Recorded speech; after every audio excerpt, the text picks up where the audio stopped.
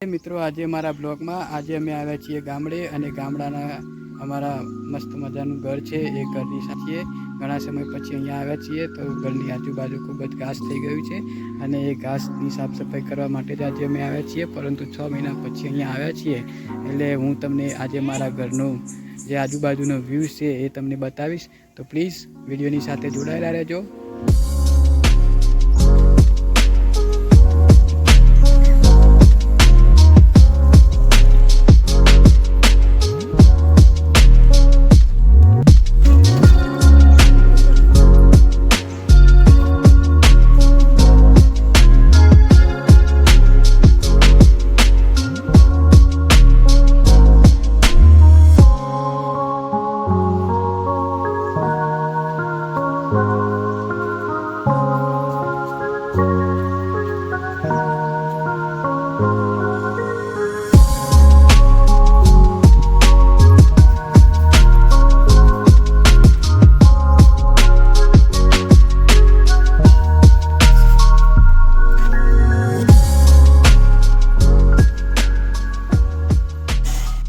કહેવાય ને કે માણસના માથે જ્યારે જવાબદારી આવે ને ત્યારે જવાબદારી પૂરી કરવા માટે ઘણું બધું છોડવું પડતું હોય છે અને એ જવાબદારીને પૂરી કરવા માટે જ અમે અહીંયાથી લગભગ 6 મહિના પહેલાં ગાંધીનગર ગયેલા કેમ કે મારી જોબ ત્યાં ગાંધીનગરમાં હતી અને અહીંયાથી અપડાઉન કરવામાં ખૂબ જ તકલીફ પડતી હતી અને એ ટાઈમે મારી નાની એક દીકરી મિશિકા જે છે એ બહુ નાની હતી અને એના લીધે પછી અમે ત્યાં ભાડે મકાન લઈ અને ગાંધીનગર રહેવા માટે ગયેલા। ચોમાસાની અંદર અહીંયા આવી શકાયું એમ નથી એટલા માટે અહીંયા ઘણું બધું ઘાસ થઈ ગયું છે અને સાફ સફાઈ પણ થયેલી નથી। તો પણ મિત્રો એક વાત તમને કહેવી છે કે અહીંયા જે રહેવાની મજા હતી ને એ દુનિયાના કોઈ ખેડામાં જઈએ ને તો પણ એ સુખ અને શાંતિ મળે એમ નથી।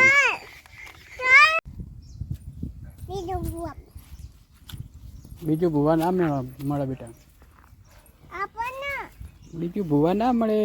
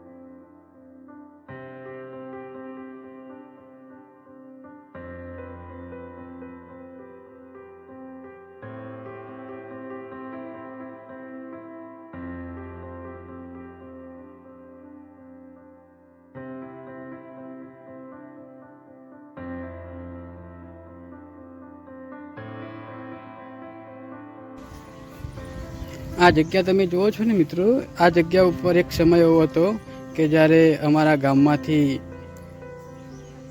ઘણા બધા વ્યક્તિઓ જ્યારે પપ્પા જીવતા હતા ત્યારે અહીંયા બેસવા માટે આવતા અને પોતાના મનની વાત અહીંયા કરતા। આજે એ સમય બદલાઈ ગયો છે, એ માણસો બદલાઈ ગયા છે અને એમાંથી ઘણા બધા માણસો અત્યારે આ દુનિયામાં છે પણ નહીં, પણ એ જે સમય હતો એની વાત કંઈક અલગ હતી અને અત્યારના સમયની કંઈક વાત અલગ છે। તો સમયની વાત છે મિત્રો। અત્યારે માણસોને એકબીજાની સાથે બેસવાનો ટાઈમ નથી અને આજથી 15 વર્ષ પહેલાં જોવા જઈએ તો માણસો પોતાના મનની વાત એકબીજા જોડે શેર કરતા, પણ આજે મનની વાતને સાંભળવાવાળું કોઈ છે નહીં।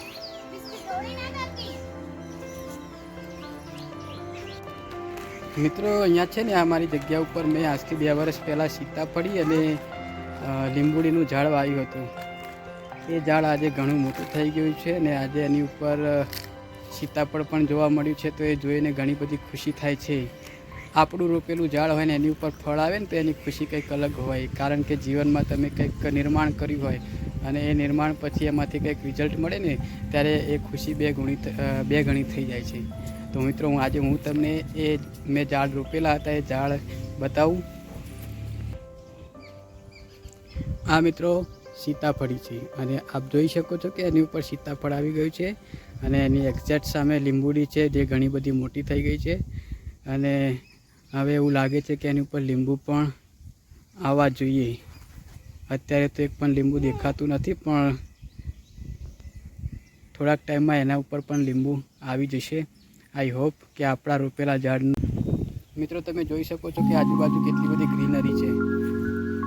હમણાં જ ચોમાસું પત્યું છે એટલે આજુબાજુ બહુ બધું ઘાસ થઈ ગયું છે અને ઘાસના કારણે બીજે ક્યાંય જઈ શકાય એમ નથી, કારણ કે મારી જોડે મીશુ પણ છે તો એને પણ આજે બહુ જ મજા આવી ગઈ છે, કારણ કે ખુલ્લામાં રમવાની કંઈક અલગ જ મજા હોય છે.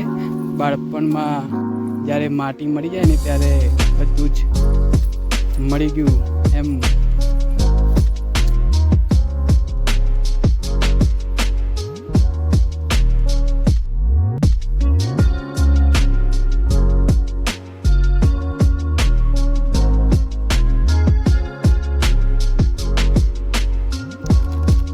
ગાય સવારના નીકળ્યા હતા એટલે ખાવા પીવાનો મેળ નહીં આવ્યો, એટલે આજે પડીકા ઉપર ચલાવવાનું થયું છે અને મિશિકા પાણી પીપી કરે છે અને અમે પડીકા ખાઈએ. હવે અમારે અહીંનું કામ બધું પતી ગયું છે એટલે અમે થોડીક વારમાં અહીંયાથી ગાંધીનગર જવા માટે નીકળીશું. તો ગાઈસ આજે અમારું અહીંનું બધું કામ પતી ગયું છે અને અમે થોડીક વારમાં ગાંધીનગર જવા નીકળીશું. તો તમામને થેન્ક યુ સો મચ. અને મારો આજનો બ્લોગ ગમ્યો હોય તો બધા સબસ્ક્રાઈબ કરજો અને લાઈક કરજો. Thank you so much.